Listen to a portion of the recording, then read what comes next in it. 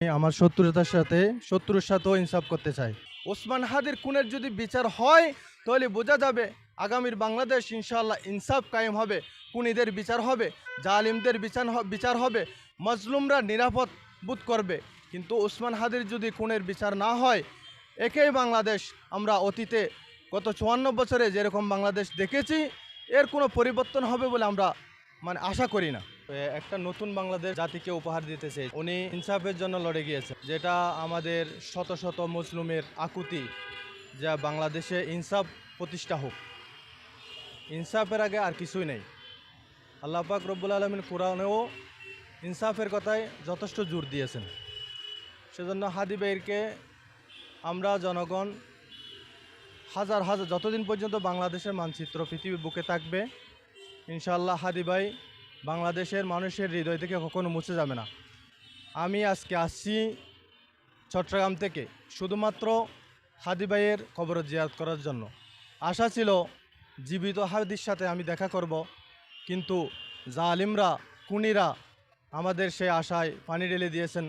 আমাদের যাকে ঘিরে আমাদের স্বপ্ন ছিল যে উনি আমাদের লিডার হবেন, আমরা আজকে জাতিরা নেতৃত্বহারা, একজন যোগ্য সৎ নেতার আমাদের অভাব। আমরা সেই অভাবটা ওসমান হাদিকে দিয়ে পূরণ করতে চেয়েছিলাম, কিন্তু আমরা পারি নাই।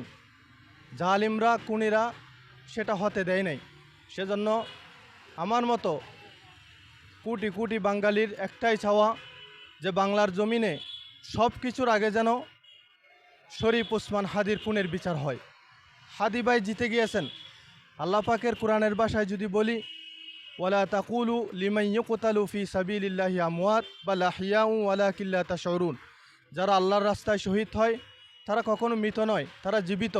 অন্যায় এতে বলেছে আল্লাহ পাক, তারা সেখানে আহার, আল্লাহর রিজিক, সম্মানিত রিজিক তারা গ্রহণ করেন। সেজন্য হাদি ভাই আল্লাহর কাছে তার মৃত্যুটা হয়তো প্রিয় ছিল, যে এই মৃত্যুর মাধ্যমে জাতি একটা বিপ্লব ঘটাবে, যে ইনসাফের লড়াই আমরা চালিয়ে যাব। আল্লাহ চেয়েছেন যে হাদি যে আমাদেরকে দিক নির্দেশনা দিয়ে গেছে, এটা আমাদের জন্য পরীক্ষা। হাদি ভাই ইনশাআল্লাহ জান্নাতের উচ্চ মাকামে গিয়েছেন, এতে কোনো সন্দেহ নেই। ইনশাআল্লাহ আমরা আল্লাহর সম্পূর্ণ আশাবাদী।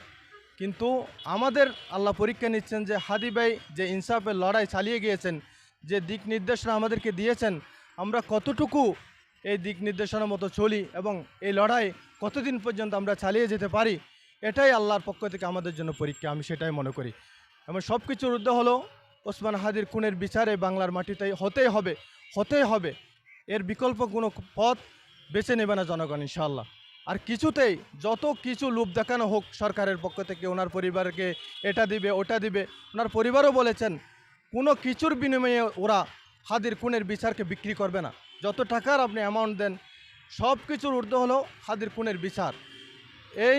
এই খুনের বিচার সম্পূর্ণ ডিপেন্ড করবে আগামীর বাংলাদেশ কি ইনসাফ কায়েম হবে, নাকি আবারও খুনের রাজত্ব, দাসের রাজত্ব কায়েম হবে। এটা ওসমান হাদির খুনের বিচারের উপর নির্ভর করবে। ওসমান হাদির খুনের যদি বিচার হয় তাহলে বোঝা যাবে আগামীর বাংলাদেশ ইনশাআল্লাহ ইনসাফ কায়েম হবে, খুনিদের বিচার হবে, জালিমদের বিচার হবে, মজলুমরা নিরাপদ বোধ করবে। কিন্তু ওসমান হাদির যদি খুনের বিচার না হয়, একই বাংলাদেশ আমরা অতীতে গত ৫৪ বছরে যেরকম বাংলাদেশ দেখেছি, এর কোনো পরিবর্তন হবে বলে আমরা আশা করি না। বিষয়টা অত্যন্ত দুঃখজনক। যেমন ধরুন, আমি আজকে আসছি, গতকাল থেকে আমরা নির্ঘুম রাত কাটাইছি ট্রেনে। আমরা সারাঘাটার দিকে চট্টগ্রাম থেকে রেলে উঠছি, সারাঘাটায় ট্রেন ছাড়ছে।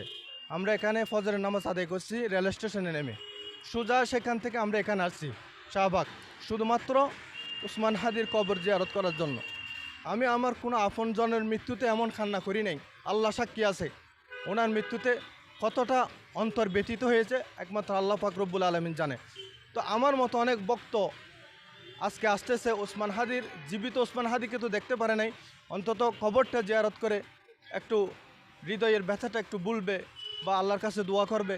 কিন্তু আমাদের সেই আশাতেও আজকে পানি ঢেলে দেওয়া হচ্ছে এই আইনশৃঙ্খলার নামে, এই নিরাপত্তার নামে। অথচ যে আমার ভাইয়ের নিরাপত্তা যখন প্রয়োজন ছিল তখন তারা আজকে নিরাপত্তা দেয় নাই, এখন ওসমান হাদির লাশের নিরাপত্তা দিচ্ছে। এটা এক ধরনের জাতির সাথে প্রতারণা, এবং জাতিকে ওসমান হাদির মানে লাশ থেকেও বিচ্ছিন্ন করতে তারা চাচ্ছে। জীবিত ওসমান হাদির থেকে তো জনপ্রিয়তা ওরা হিংসান্বিত হয়ে জীবিত ওসমান হাদিকে আমাদের থেকে খেড়ে নিয়েছে। এখন ওসমান হাদির লাশটা পর্যন্ত আমাদেরকে কবরটা পর্যন্ত জিয়ারত করতে দিতেছে না। সেটা আমরা সরকারের কাছে আমরা দাবি জানাচ্ছি যে ওসমান হাদির খবর জনগণের জন্য, তার ভক্তদের জন্য যেন জিয়ারতের জন্য উন্মুক্ত করে দেওয়া হয়। আমি হাদির খুনের আগে কিছুই চাই না, নির্বাচন তো অনেক দূরের কথা। আমরা সব কিছুর আগে ওসমান হাদির, শহীদ বীর ওসমান হাদির খুনের বিচার চাই।